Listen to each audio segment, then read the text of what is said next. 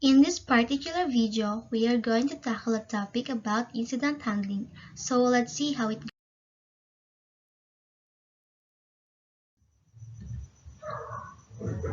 So incident handling is the first step in an actual recovery process. And incident handling is part of information assurance, but it is a reactive control. And some organizations define incident handling as information security incident handling or security incident handling, or whatever they call that one, it is the same.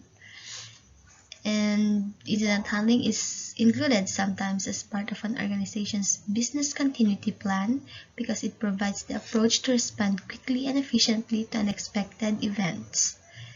And of course, incident handling is the response plan developed by the user organization to counteract the attack. So that is the incident handling. What is the response that we have to do? So the best way to act on an incident and minimize the chances of a mistake is by establishing predetermined procedures. The procedures should be clear and well documented to ensure that after an incident, the proper steps are followed. Of course, clarity is extremely important, and an incident handling plan should be compliant with the applicable laws and regulations. So, what you have to do is to prepare, prevent, detect, and respond, of course. So that is one of the basic rules to follow. Why do we have to deal with incident handling? What is the importance of it? So the importance of incident handling is that organizations must react appropriately to incidents, not only to limit damage but also to ensure they learn and update their operations to prevent further incidents. Incidents may completely disable an organization's operations if not handled properly. So make sure to learn and update. And incident handling ensures that digital evidence collected is admissible, authentic, complete, and reliable for legal action. A well-handled incident is good for morale since it allows IT personnel to identify weaknesses, take precautions such as update, patches, and sharpen their skills. Therefore, the information assurance posture of the organization improves. So, incident handling tests the communication and teamwork capabilities of an organization, which is very important. Management must be aware and organized to receive incident updates. If properly communicated, feedback about the incident helps the system administrators and system owners improve their systems. And of course, when organizations establish working contacts with law enforcement, vendors, and ISP partners, it provides a significant time advantage for future incident response actions. So that is the importance of incident handling that we have to deal with. Another component of incident handling is the incident reporting, wherein incident handling revolves around two words. This is the incident and the events. So for incident, these are actions that result in damage and form substantial threats to the information system.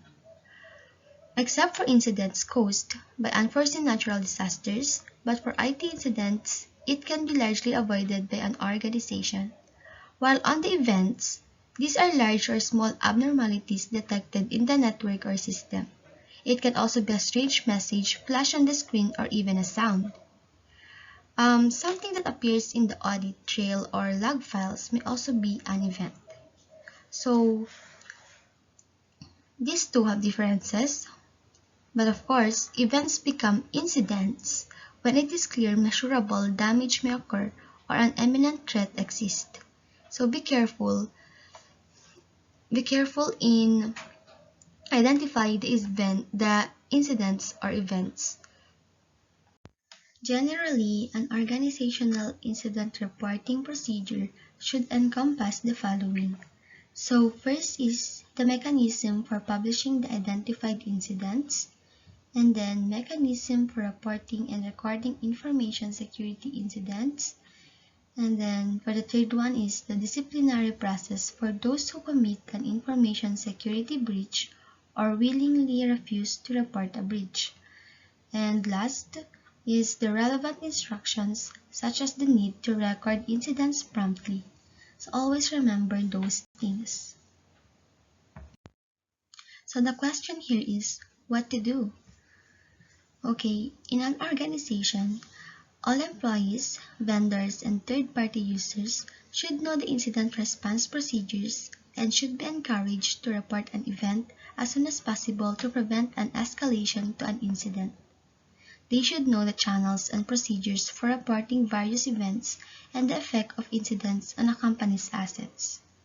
An important question here is to ask, how and when is an event reported? Accurate, thorough, and timely information by witnesses contributes greatly to the success of an incident handling process. So you should communicate all events and weaknesses through a robust pre-established event reporting and escalation procedure. Document the procedure in an organization's information assurance policy. So that should be the thing that you have to comply and do if you are an employee or if you want your organization to handle the event or the incident smoothly.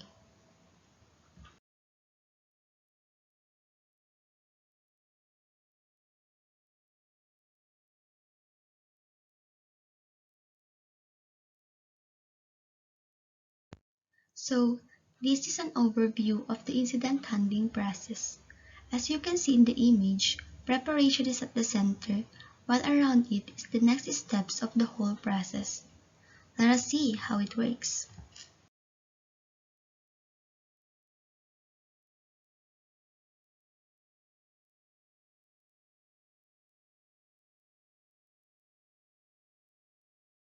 Okay, here we have the step-by-step pace of the incident handling process, from the first one until the last one. So first we have the preparation. Next to it is the identification. The third one is the containment. Fourth one is the eradication. While the fifth one is the recovery. And the last one is the review. So here, we are going to test or see how each of the phase works for the incident handling process. So we have 6 phases of incident handling process.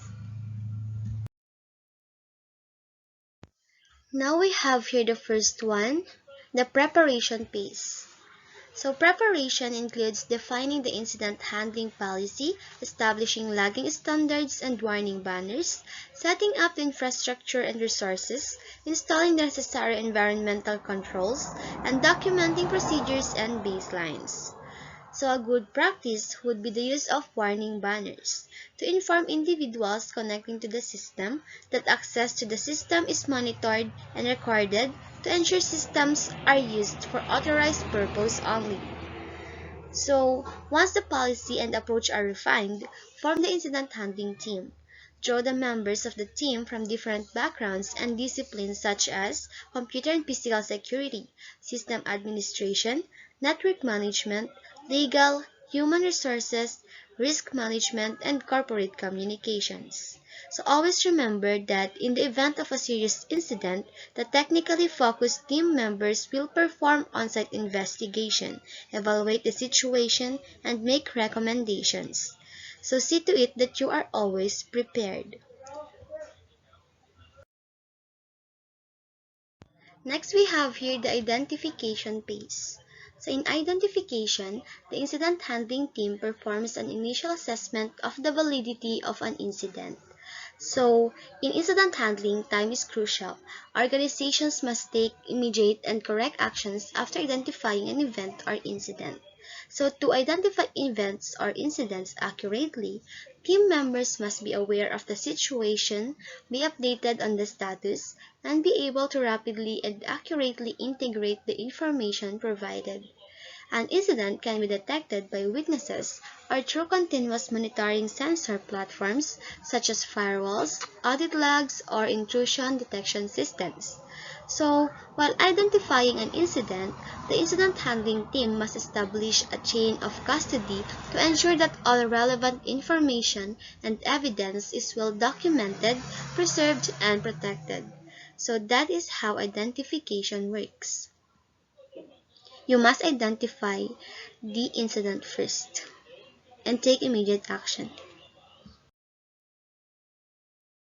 Now we have the third phase, which is the containment. Containment is an immediate act, so the organization's incident response plan should focus on mitigating or stopping the damage. As the term implies, the objective of containment is to prevent the incident or situation from escalating. At any time, members of the incident handling team must act in accordance with documented standard policies and procedures.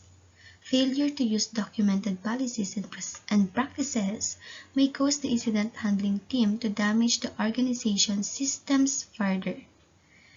While the incident handling team performs an initial analysis during the containment phase by analyzing a backup copy of the system, so backups and validated baseline configurations for the original system must be in place for both restoration and forensic purposes, wherein in severe incidents, the organization may choose to fail over to an alternate processing or storage site if accordance or in accordance with its business continuity plan.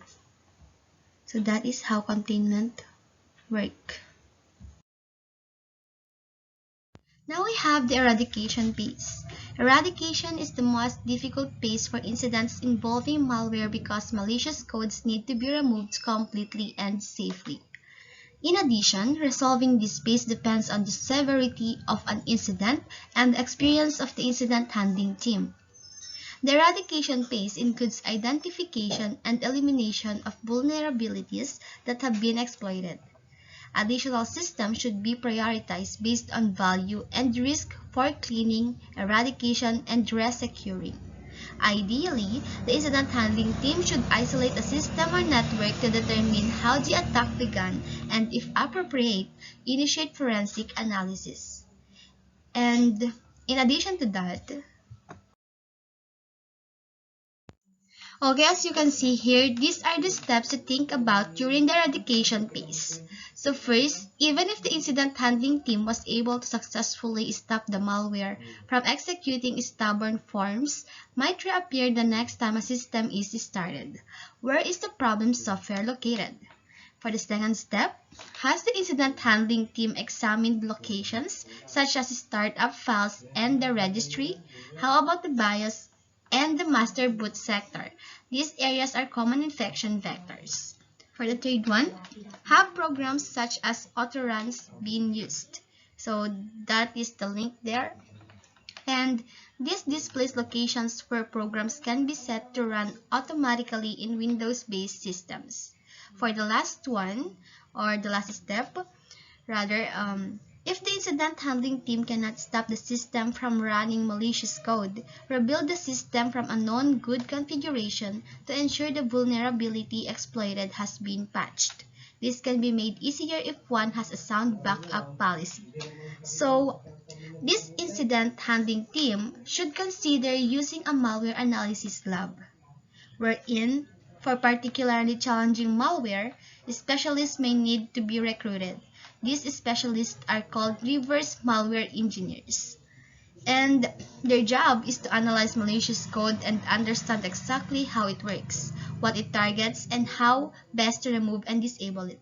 These experts are expensive, and the organization must weigh the benefits versus the cost of simply restoring the system from a known good and hardened baseline configuration. As part of eradication, ensure there is no persistent malware or vulnerability that reappears after the incident handling team removes it. So that is how eradication should go, or these are the steps you should consider while doing the eradication step process. Now we are on the fifth phase of incident handling process, which is the recovery. So, the recovery phase brings the system back into operation. Even if the incident handling team appears to have eradicated all signs of malware and other exploits, organizations should consider rebuilding the system. Systems should be recovered from known good backups and baseline configurations. Always remember that. Because these documents, configurations, and procedures should be part of the organization's business continuity planning. Once the system is restored, the mission or business owner should verify that the incident handling was a success and the system is back to its normal state. So if the organization is recovering from the alternate site, they will follow the disaster recovery plan. And the incident handling team must always perform tests with assistance and approval from the system owner and system administrator. After that, the incident handling team's task does not end with when the system is restored. Instead, the team must ensure that the organization's continuous monitoring capability is searching for new threats and vulnerabilities constantly. So, it doesn't end there. But we will go to the last step or last process, which is the now we have the last step in incident handling process, which is the review phase. Use the review phase to improve incident handling procedures, wherein the last phase in the incident handling process, which is the review, is to prepare a follow-up report and organize a review meeting to allow the incident handling team to share and learn from the experience. Some of the common follow-on activities from the review are a penetration test and a recertification for systems following a C&A process. Here, the penetration test is often performed as a limited scope assessment to ensure the same attack cannot happen again and to ensure the appropriate controls are in place to mitigate further attacks of a similar nature. So the team here should present the report and recommend to management additional countermeasures to prevent recurrence. We should avoid the recurrence of incident here. So for systems operating under a C&A program and accreditation, they should be reassessed with a scope focused on vulnerability management, configuration management, AT&E program, and any controls identified as deficient in the incident report. So that is how you should review the incident that happens or that occurs in the particular organization or in your organization. So that is how we handle the incident here in review phase.